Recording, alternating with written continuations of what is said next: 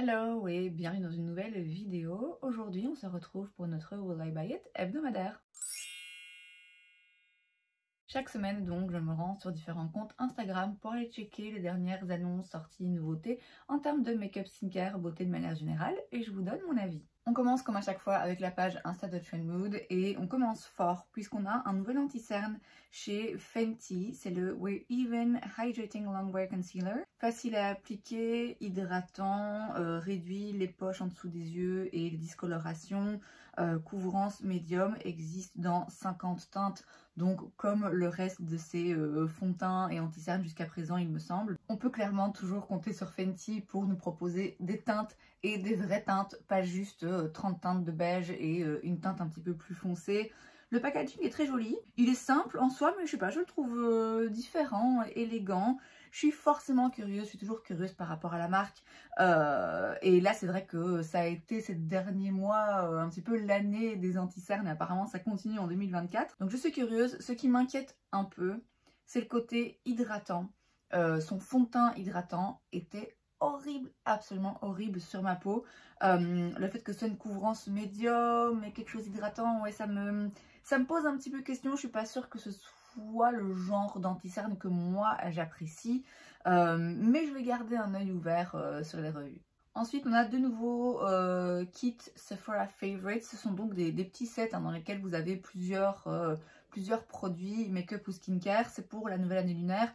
On en a un avec du make-up pour 69 $ et l'autre avec plutôt, si je vois bien, des produits skincare pour 75 $. Aucun ne m'intéresse particulièrement. De toute façon, je vois bien par rapport aux marques qu'il y a là-dedans que ça va être réservé au marché US à mon avis. Je dis toujours, hein, avec ce genre de petits kits, ça peut vraiment s'avérer intéressant, mais il faut toujours prendre le temps de bien regarder tout ce qu'il y a dedans et de faire le calcul finalement, est-ce que c'est vraiment intéressant pour nous ou pas par rapport aux produits qu'on a envie de tester, est-ce qu'on a déjà dans notre collection. Là, voilà, dans tous les cas, ça m'intéresse pas. Chez Rare Beauty, on a un nouveau petit kit avec un gloss et un liner. C'est le Nice and Neutral Lip Gloss and Liner Duo. Ça coûte 25 $. À l'intérieur, vous avez un liner donc pour les lèvres dans la teinte Soft Rose Brown en version mini. Et vous avez aussi un full size de son gloss dans la teinte Soft Neutral Pink. Bon, c'est un joli petit kit, 25 $, c'est raisonnable pour avoir deux produits lèvres dans ce genre de marque. Bon, c'est rien là, moi, qui m'intéresse particulièrement. C'est pas forcément mon genre de teinte préférée non plus. Bon, a priori, ce sera pas pour moi. Ensuite, on a un nouveau fond de teint chez Louboutin. C'est le teint fétiche, le fluide. On a 30 teintes. Pas ouf, si vous voyez la sélection des teintes, ouais, voilà, c'est pas, on n'est pas chez Fenty, ça me paraît évident. On parle de mise en valeur subtile, de couvrance qui peut se construire sans transfert, longue tenue, infini, radiant, une formulation hydratante. Bon, il n'y a pas le prix.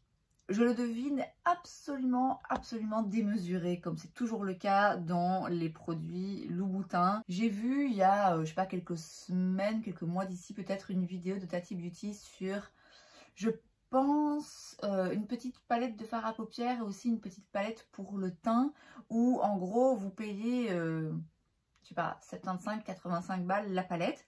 Mais là, vous n'avez rien en fait, vous avez juste la palette. Il faut payer en plus, de nouveau, hein, 75-85 balles pour avoir le contenant, le packaging. C'est absolument affolant, c'est rien moi qui m'intéresse de toute façon, donc je passe mon tour. Chez Estée Lauder, on a une collection pour le printemps, c'est la Bronze Goddess Flora Verde Collection. On a donc une gelée pailletée pour le corps pour 38 $, une petite palette pour les yeux et les joues pour 60 $ et une eau de parfum. Le tout fait un peu vieillot, je trouve. Bon, après, Estée Lauder, c'est pas la marque à laquelle je pense pour les lancements hip et trendy. Ils avaient à une époque, je sais pas s'il existe toujours, un bronzer Bronze Goddess qui était un produit un petit peu culte. Je vous parle de ça il y a vraiment des années.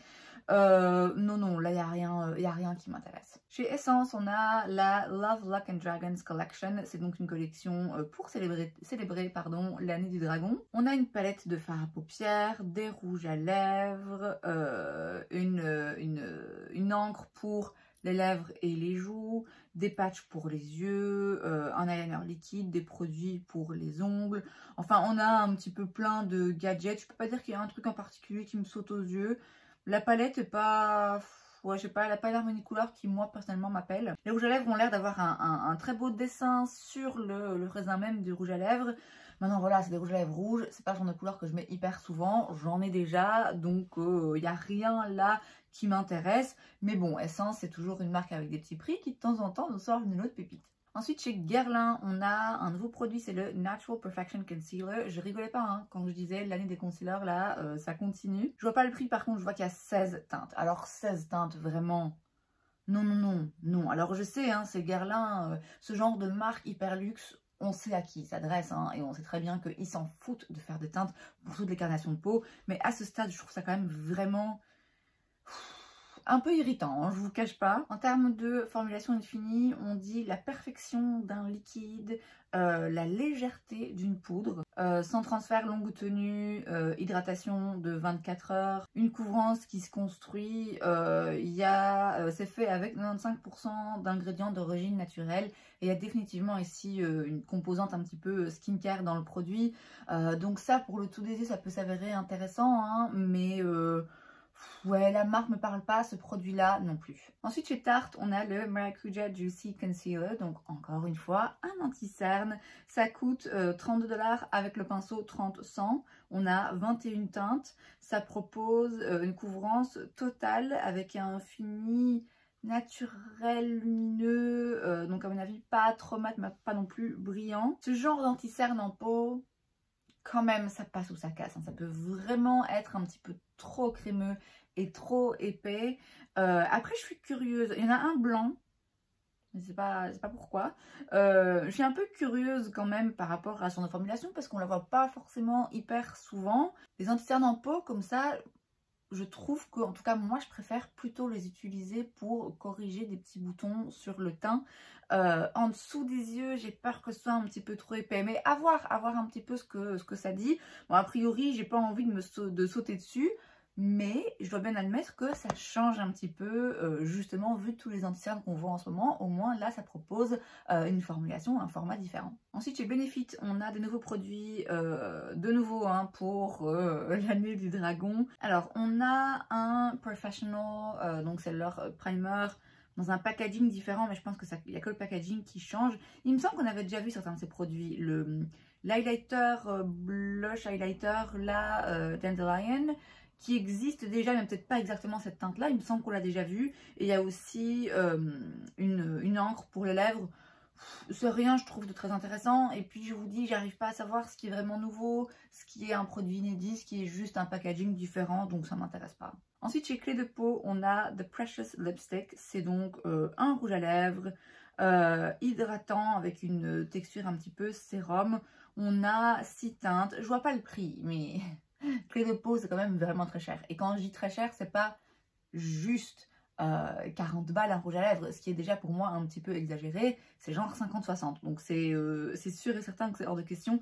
Il y a des produits pour lesquels j'en ai pas les moyens, mais si je les avais, oui, je serais prête à mettre vraiment plus d'argent dans des fonds de teint ou des primers par exemple, pour avoir vraiment des produits que j'estime où il y a vraiment une valeur ajoutée. Là, dans un rouge à lèvres, pour moi, un rouge à lèvres à 5 balles, c'est pareil qu'un à 20 ou qu'un à 40. Vous voyez, il y a moins, en tout cas, je trouve, d'après ce que moi j'ai pu essayer, la différence se marque moins par rapport à d'autres produits, par exemple des produits teints. Donc non, Clé de Peau, c'est sûr que c'est pas demain la veille que j'investis dans ce genre de produit, encore moins dans un rouge à lèvres. Bon, étant donné qu'on a un produit cher, on va en profiter pour parler de la nouvelle collection chez Chanel, c'est les beiges Winter Glow. On a plusieurs produits pour les lèvres, pour les ongles. On a un primer, une petite palette de fard à paupières et des blushs. Les blushs quand même c'est 72 $. C'est pareil, ça a augmenté. Il me semble quand même qu'à une époque Chanel, bon ça a toujours été cher, hein, c'est Chanel, mais il me semble que c'était quand même un peu abordable. Quand je dis un peu abordable, je veux dire que c'était peut-être 40-50 € le blush, ce qui est beaucoup, mais ça me paraît, je sais pas, un petit peu plus raisonnable. 72 balles le blush, Non, non, ça c'est sûr que non, c'est beaucoup trop. Bon, de toute façon, la marque m'intéresse pas, les produits qu'ils font globalement m'intéressent pas plus que ça non plus, donc je rate rien d'après moi. Ensuite, chez Essence, on a 2 nouvelles additions dans la famille des Lash Princess, leur fameux mascara que j'adore, j'en ai un d'ailleurs aujourd'hui. On a tout d'abord le Lash Princess False Lash Effect Mascara, mais en brun. Alors ça peut vraiment être intéressant parce que je voudrais bien avoir un mascara brun et je n'avais pas encore réfléchi exactement où le prendre. Je savais que je voulais pas un truc qui coûtait cher, donc c'est parfait. Et on a aussi le Lash Princess Mascara Primer. C'est donc un primer hein, qu'on met donc avant le mascara. Les deux coûtent 4,99 $. Le mascara brun, oui. Le primer, je suis un petit peu moins intéressée. J'ai vu il n'y a pas longtemps Sandrine parler d'un primer, justement d'un mascara primer de chez Essence. Il me semble qu'elle l'aime bien. Moi, les primers, j'ai toujours peur que ça rajoute une couche et que ça fasse un petit peu des paquets. Je suis moins emballée. Après, je suis pas contre l'idée de tester juste par curiosité pour voir vraiment si ça fonctionne ou pas. Et bon, c'est vrai que dans ce cas-là, c'est ce genre de primer que j'achèterais et pas un mascara primer à 20 balles. Mais le brun, oui, le brun, dès que je le vois, c'est sûr que je le prends. Ensuite, chez Natasha Denona, on a un lancement pour la Saint-Valentin, c'est The Berry Pop Collection.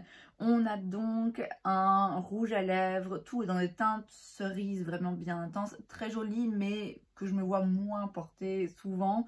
Donc on a un rouge à lèvres dans la teinte Cherry Mauve pour 27 $, un crayon à lèvres dans la teinte toujours Cherry Mauve pour 24 $, et on a un trio pour 48 $. Vous avez un blush crémeux, un highlighter, et alors entre les deux, un espèce d'entre les deux, voilà, un blush mais très lumineux. Alors la palette en soi est très jolie, c'est pas des couleurs habituelles et il y a quelque chose dans cette palette qui, moi, attire mon regard et me donne très envie. Mais concrètement, je pense pas que ce soit utile, mais c'est très beau. C'est très beau, c'est juste sans doute pas pour moi. Chez Profusion, on a plein de produits pour la Saint-Valentin. Je vais pas tout détailler, en plus c'est des photos un petit peu juste de stands comme ça dans des magasins. Il y a plein de choses, il y a des pinceaux, il y a des palettes de fard à paupières, il y a des produits, des petits collants. Le tout sur le thème des cœurs et du rose. Très original pour la Saint-Valentin. La marque m'intéresse pas. Ce genre de produit, de packaging ne me parle pas particulièrement non plus. Ensuite, chez Kiko, toujours pour la Saint-Valentin, on a la Stellar Love Collection. Alors là, pour le coup, c'est bleu. Voilà, là, c'est un petit peu plus original. Alors, je vous dis ça, mais voilà, c'est sûr que oui, le rose et les cœurs, c'est pas original pour la Saint-Valentin, mais je m'attends pas à autre chose. Là, le bleu, bon, c'est surprenant, ça change. Maintenant, oui, bon, allez, pourquoi pas. On a, comme c'est souvent le cas hein, avec ce genre de collection chez Colourpop, on a vraiment plein de produits pour le teint, les yeux, les lèvres. Rien là qui m'appelle particulièrement. Après, je vous dis, il y a beaucoup de choses et j'ai pas forcément la foi de tout regarder. Il me semble voir un espèce de duo de blush. Vous avez un crème et un poudre. Ça peut s'avérer intéressant, mais je trouve que Kiko, c'est globalement un peu cher quand même. Moi, j'avais toujours en tête que c'était une marque de drugstore avec des prix abordables. Mais mine de rien, ça commence à monter, et je trouve que ça vaut de moins en moins le coup. Donc non, ça m'intéresse pas. Ensuite, chez Pat McGrath, toujours pour la Saint-Valentin. Là, ça y est, ça arrive. On a la collection de Heart's Desire. On a un quad de fard à paupières pour 56 $. Des rouges à lèvres pour 39 $ et un highlighter pour 62 $. Bon, l'highlighter est joli, mais je sais pas en quoi il diffère des autres. Est-ce que c'est une autre teinte ou pas? Les rouges à lèvres, pareil, je sais pas si c'est des éditions limitées ou si c'est juste un packaging un peu différent. Avec elle, voilà, moi j'ai du mal un petit peu à suivre, mais je pense que c'est des couleurs inédites. Et la petite palette, ouais, non, moi c'est pas le genre de quad que je vais aimer utiliser. Après voilà, c'est très Pat McGrath. Les rouges à lèvres, ils ont plein de dessins sur le raisin, enfin plein de petites gravures. C'est très joli en soi. C'est cher, hein. C'est cher comme toujours. Elle fait hein, des bons produits, mais ouais, globalement là, je suis pas emballée. Et on a une collaboration entre The Crème Shop et Hello Kitty. Je connais pas la marque. On a donc des blushs crémeux, ça coûte 15 $. Des couleurs très vives, très pop. Je crois que c'est un petit peu plus des baumes. Bon, c'est mignon, c'est joli. Maintenant, moi, ce genre de packaging, ça ne m'intéresse pas. Je sais que ça plaît beaucoup à certaines personnes, mais voilà, moi ça me parle pas plus que ça. Je connais pas la marque, je suis pas, non, je suis pas intéressée là. On passe ensuite sur la page Insta de Point Click Vibes et on a je crois que c'est un anti-cerne, mais non, c'est un fond de teint. C'est de Performance Skin Focus Foundation chez About Face. Ça coûte 22 $. Franchement, 22 $ le fond de teint, c'est vraiment raisonnable. On a 45 teintes et pour le coup, on a des teintes qui sont vraiment foncées. C'est un fini naturel, effet un petit peu soft focus avec une couvrance qui peut se construire. C'est formulé avec plus de 17 ingrédients skincare. J'ai jamais rien testé de la marque, je peux pas dire que ça m'intéresse particulièrement. Le fond de teint fait pas exception. Après, à voir, hein, si je vois des revues et qu'il est absolument incroyable, vu le prix, moi franchement je suis pas contre. Et je suis pas contre globalement de tester la marque, c'est juste que j'attends qu'il y ait un produit qui vraiment me saute aux yeux et c'est pas le cas ici. Chez Colourpop, on a une collection en collaboration avec Twilight, c'est la Full Reveal Collection. On a donc une palette, on a des liners, on a des huiles pour les lèvres, on a un highlighter Super Shock et on a une huile pailletée pour le corps. Alors la palette est différente. Je trouve que ça change un petit peu. C'est pas une harmonie de couleurs où je me dis, bon, c'est la 10e qu'on voit comme ça. Ça va un petit peu plus dans des tons grunge, il y a un petit peu de bleu. On sait que c'est pas mal à la mode en ce moment, mais je trouve que là, c'est fait un petit peu différemment. La palette, franchement, est intéressante. Moi, elle me plaît pas. Je peux pas dire que je la trouve jolie, mais au moins, elle est intéressante. Elle est définitivement différente. Et je pense qu'elle pourrait plaire à certaines personnes parce que j'ai l'impression qu'elle vient quand même... là, elle sert à quelque chose. Vous voyez, par rapport à d'autres palettes qui, certes, peuvent être absolument splendides, mais sont un peu répétitives. Là, j'ai l'impression que ça vient un petit peu combler un manque. J'ai pas souvent vu... il me semble, en tout cas, mais j'ai mauvaise mémoire, ce genre d'harmonie de couleurs. Après, comme toujours, Colourpop, c'est pas forcément facile pour moi d'y avoir accès. Twilight, je m'en fous un peu, je vous cache pas. Donc je vais pas sauter sur la collection, mais pour moi, c'est une collection réussie. Chez Essence, ensuite, on a la Pink is the New Black Collection. On a plusieurs petits produits. On a notamment, si je vois bien, un blush crémeux noir. Alors c'est pas noir, hein, une fois qu'on le met sur la peau, ça prend un petit peu, ça réagit au pH de la peau et ça devient rosé finalement. Est-ce que c'est pas Huda Beauty qui avait sorti un produit comme ça? Ou alors le sien il était transparent ou gris? Je sais plus. Après, bon, clairement ça rend curieux. Et vu le prix toujours très raisonnable des produits Essence, c'est clairement le genre de blush que je pourrais voir en magasin et me dire: allez, vas-y, prends-le, teste-le, c'est marrant, voilà, c'est fun. Moi, j'aime bien le make-up. J'aime bien aussi parfois ce genre de produits, même si, bon, je doute parfois de leur efficacité ou de leur utilité. Mais je suis curieuse. Je suis forcément curieuse. Je vais pas faire des pieds et des mains pour le trouver. Mais si je le vois, je pense pas que je pourrais résister. Et enfin, on a encore un kit Sephora Favorite. Cette fois-ci, c'est le Fresh Face Makeup Kit pour 45 $. Ça a une valeur à l'intérieur de 138 $. Alors attention, comme toujours, oui, ok, vous avez à l'intérieur des produits pour une valeur de 138 $ et vous n'en payez que 45. À savoir qu'il y a peut-être des produits là-dedans qui en fait ne vous intéressent pas du tout, que vous n'allez pas utiliser. Peut-être des produits aussi que vous avez. Donc je vous invite, hein, comme à chaque fois, à faire le calcul, à regarder un petit peu plus précisément. Concrètement, là, je paye 45 $. Pourquoi? Est-ce que ça vaut le coup ou pas à mes yeux? Je ne sais pas où il sera disponible parce que je pense qu'il n'y a que le produit Iconic qui se vend au Sephora US, mais pas au Sephora France. Sinon, tout le reste, je pense que c'est disponible. Ah non, Danessa Myrix, pareil, Sephora US, mais pas Sephora France. Bref, je pense que comme c'est souvent le cas, hein, dans ce genre de petits kits qu'on voit sur ces pages Insta, c'est pas disponible au Sephora en France. Bon, même si elle était, moi perso, ça m'intéresse pas, mais je vous invite encore une fois à regarder, peut-être que pour vous c'est intéressant. Et c'est donc tout pour cette vidéo, j'espère que ça vous a plu. Si c'est le cas, n'hésitez pas à laisser un like. Vous pouvez aussi vous abonner à ma chaîne parce que c'est gratuit, donc pourquoi pas. Et moi, je vous dis à la prochaine fois. Bye!